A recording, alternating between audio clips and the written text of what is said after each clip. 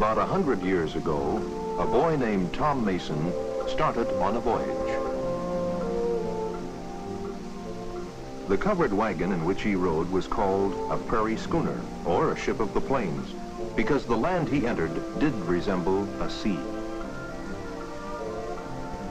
But it was a sea of grass.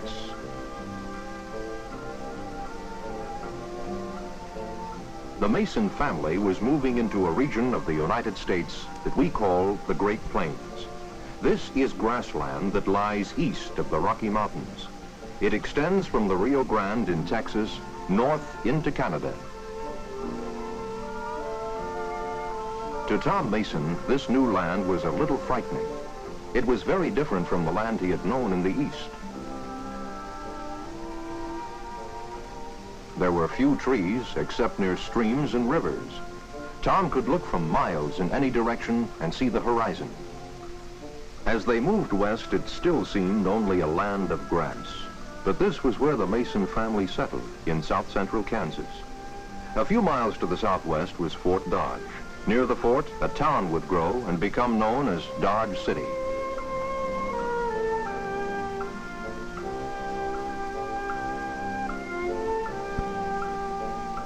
The Masons' first home was made of dirt and grass. It was called a sod house. As Tom grew older, the Masons built a frame house. Years later, one of Tom's own children built this house on the same site. And today, another Tom Mason lives with his family on the same land that his grandfather first saw as a boy almost 100 years ago. The Masons did survive here into the 4th generation, and they expect to remain, because theirs is now the land of the golden harvest and of well-nourished livestock. Everywhere in the Great Plains, things have changed. Where the wagons once rolled, trucks hurry to market on modern highways. Above the plains rise huge grain storage elevators and skylines of cities. Where the land was uncultivated, green crops grow and fields of hay. And most of all, wheat. Many things helped the people on the plains to survive and to prosper. One was something the plains had in abundance: grass. Grass that livestock can eat. And special types of grasses which produce food for people. Wheat is a member of the grass family. Some men thought the Great Plains were too dry even for wheat. The eastern part, the farm country, receives an average of more than 20 inches of rain a year.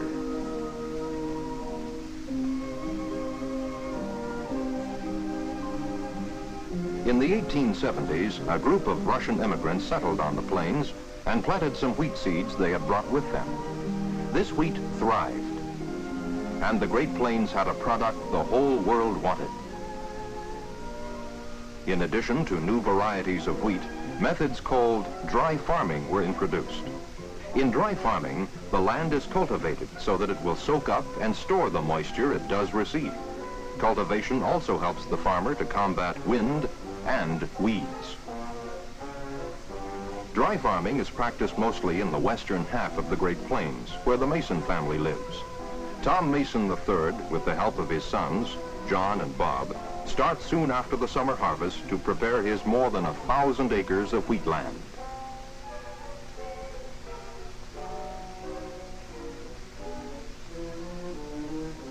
The land is even and uncluttered, permitting the use of a very wide plow or several plows hitched together to speed up the work. The Masons work the remains of last year's crop into the ground to help hold the soil and protect it from the wind that blows across the plains. The evenness of the land and modern machinery enable the Masons to manage such a large farm. In the fall, they plant their wheat seeds using a machine called a drill. It puts the seeds into the ground and covers them with soil. The plants start to grow in the fall, and the roots stay alive in the ground all through the winter. That is why wheat grown in this region is called winter wheat. In the spring, the wheat begins to grow again, using the moisture stored in the ground. Now Tom Mason and his neighbors look for and want rain, for the wheat will need more moisture to continue growing. The most important states to grow winter wheat are Texas, Oklahoma, Kansas, Colorado, and Nebraska. While the Mason's wheat is growing in the spring, farther north, farmers are just planting their wheat seeds. Winters on the northern plains are too cold for winter wheat to survive.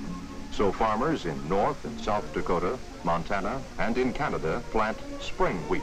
That is, wheat planted in the spring to be harvested in late summer. A small area in Montana grows both spring and winter wheat.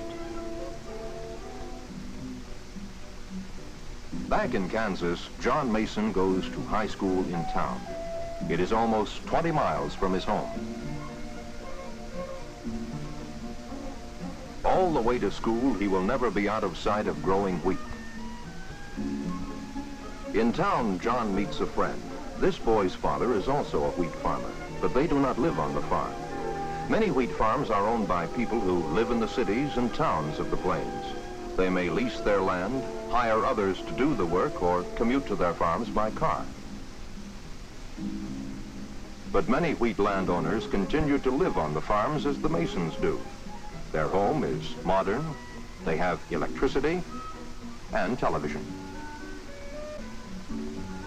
On rainy spring days, Mr. Mason enjoys watching the rain that supplies his wheat with needed moisture. About half of his land is lying fallow. Fallow land has been cultivated but not seeded. The acres where wheat is growing this year will be left fallow next year.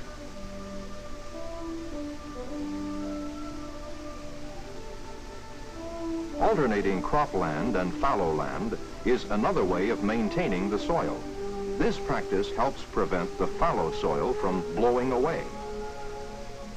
Farther west on the Great Plains, another man wishes his land were getting more rain.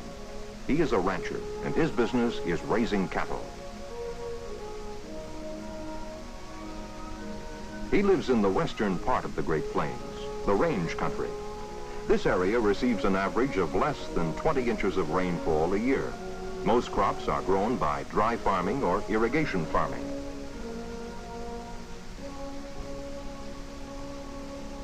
Millions of cattle and sheep feed on the natural range grasses. Like the wheat farmer, the rancher works hard to make his land more productive. He uses pumps to draw water up from underground. He builds small dams to trap and hold water and melting snow. Numerous streams flow down from the Rocky Mountains. They join to form the Missouri River in the north, the Platte River that crosses Nebraska, the Arkansas River, and others farther south. These waters flow across the Great Plains to join the Mississippi.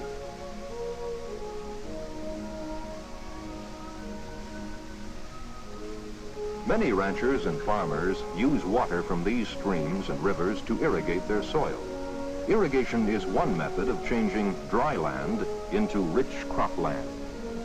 Some of these irrigated lands are used for the growing of alfalfa, a leafy crop that makes excellent feed for livestock. Sugar beets are grown in many irrigated fields in Kansas and Colorado. But that still leaves thousands of square miles of rangeland. With some water and plenty of grass, the western part of the plains has become the nation's greatest source of meat. Young cattle come off the range every month. Many young cattle go to places such as the Flint Hills area of Kansas and Oklahoma to fatten up on the blue stem grasses. Many more go to the large commercial feedlots where the fattening of livestock has become a modern industry. Trucks and automatic equipment enable a few men to feed thousands of cattle at a time. Much of the feed these cattle get comes from the grain farms and irrigated cropland of the Great Plains. The ranchers, the cattle feeders, and the farmers are all part of the important livestock industry. Grass, in its many varieties, has made that livestock industry possible. Now it is midsummer on the Mason farm, and the wheat that has been in the ground since before winter is full grown. Under the warm sky, it turns golden. It is getting ripe. Again, Tom Mason's greatest concern is the weather. And John looks up anxiously if there's a cloud in the sky. Right now, he does not want rain. A hailstorm or very heavy rain could beat down the grain and shatter the heads of ripe wheat. One storm could ruin months of hard work. This year, the skies remain clear. The wheat ripens and is ready for harvest. Now things really begin to move. Machines, called combines, enter the fields. The combines cut off the heads or top part of the wheat. Threshing action inside the machine knocks the wheat kernels loose from their husks. The kernels of wheat are piped into a hopper or the bed of a truck. The men work from dawn to dusk. They call it beating the rain to the wheat. As fast as the trucks are loaded, they rush the wheat to grain storage elevators. Here the harvest will be safely stored. Here in Kansas, the wheat is harvested. The combines will continue north, harvesting wheat all summer, finishing with the spring wheat that ripens late on the northern plains. Each year, an enormous supply of food products comes off the Great Plains. Wheat and other grains by the trainload. Sugar beets from areas that have been irrigated. Cattle for beef and for leather. Lambs and wool from sheep. It has been a good harvest for the Masons. From the 500 acres harvested this year, the land yielded 8,000 bushels of wheat, enough to make more than 500,000 loaves of bread. A large part of their income will be spent to pay the harvesting crew, to buy seed and chemicals, and to make payments on farm equipment. Most of these purchases are made in nearby towns and cities. On a shopping trip, the Masons passed through a small town. As small farms have been combined to make larger farms, the town has lost many of its former customers, and business has declined. The automobile and good roads make it easier to reach the cities, which offer a larger selection of merchandise.